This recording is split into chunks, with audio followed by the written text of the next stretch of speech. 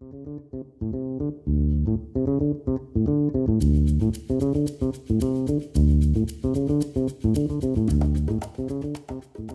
45 says that Toby wants to find the volume of a solid toy soldier. He fills a rectangular container 8 centimeters long, 6 centimeters wide, and 10 centimeters high with water to a depth of 4 centimeters.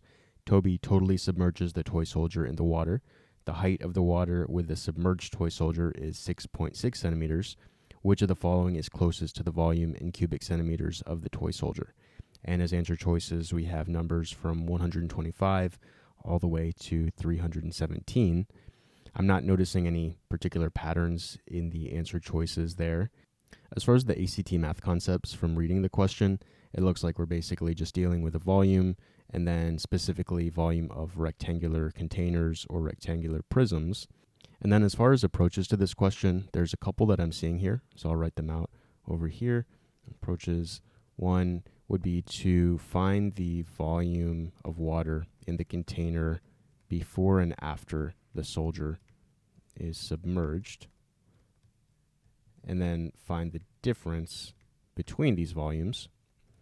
And then another approach we could do is just find the volume of the water displaced by the soldier directly. Now, with either of these approaches, it'll be helpful to have a picture in front of us since they haven't given us a picture, as is very typical of the ACT. So I'm going to try to sketch out this rectangular container. We have, it says it's 8 centimeters long, so I'll draw a little line there, and then 6 centimeters wide, like this, and then 10 centimeters high, so a little bit taller. Okay, and then the trick in making these 3D things is like trying to draw these lines parallel. So I'll draw this line like that, and then another line parallel to that, like this, and then a line parallel to that, like that, and then we can parallel to this one, and then we have a beautiful little rectangular prism. And then if you want to make it like 3D looking, you can put these dotted lines back there. It's not super important that you have a great picture or anything, but just so we can visualize what's going on. And then we have this water coming up to a depth of 4 centimeters. So we can write it like this, put these little waves here. This is 4 centimeters.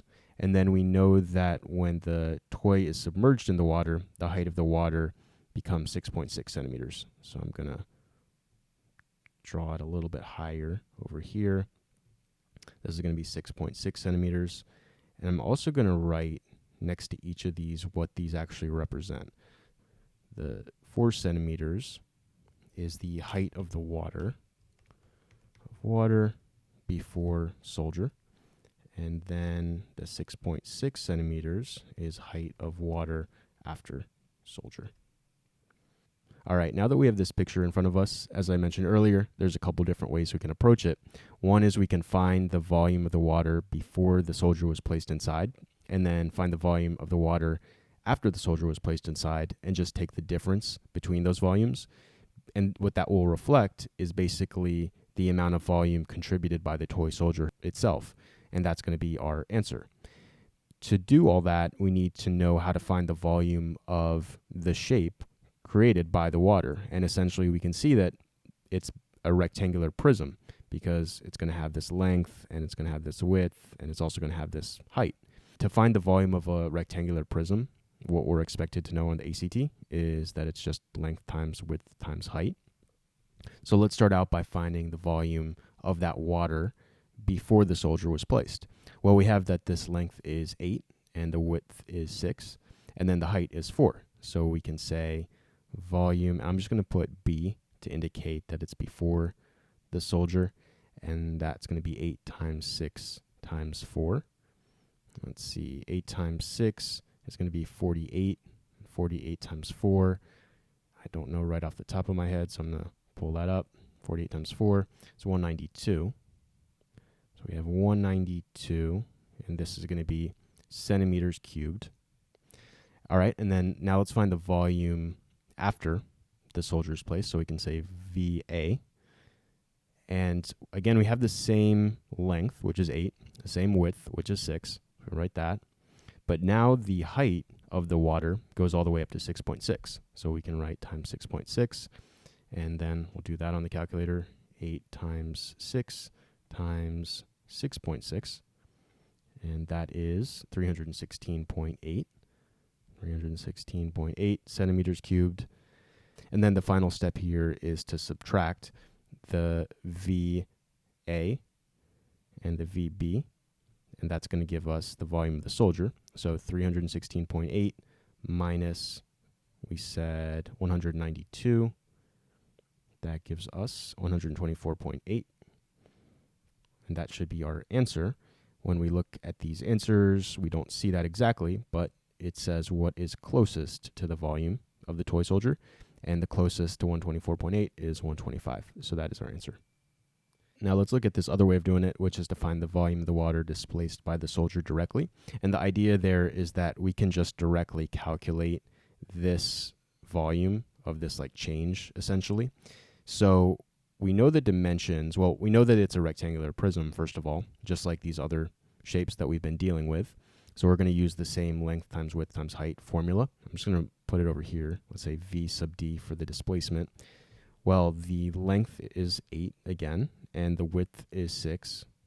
Now the height, we're going to have to calculate that. The height is just the difference in height in the water before and then after the soldier was placed. So that difference is 6.6 minus 4, which is going to be 2.6. So that is going to be the height of this little displacement right here.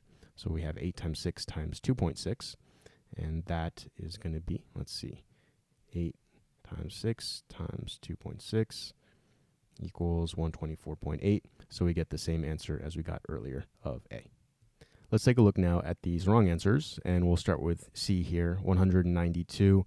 That reflects the volume of the water before the soldier was put in, and we see that that was our calculation over here.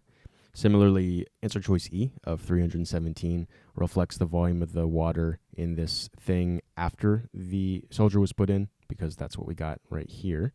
And then answer choice B and D reflect mistakes in trying to do it this second way of finding the displacement. For example, for answer choice B, if we were trying to find the volume of this displacement, and instead of doing 8 times 6 times 2.6, we mixed up these two sides and did 10 times 6 times 2.6, that would give us 156. So 10 times 6 times 2.6, 156.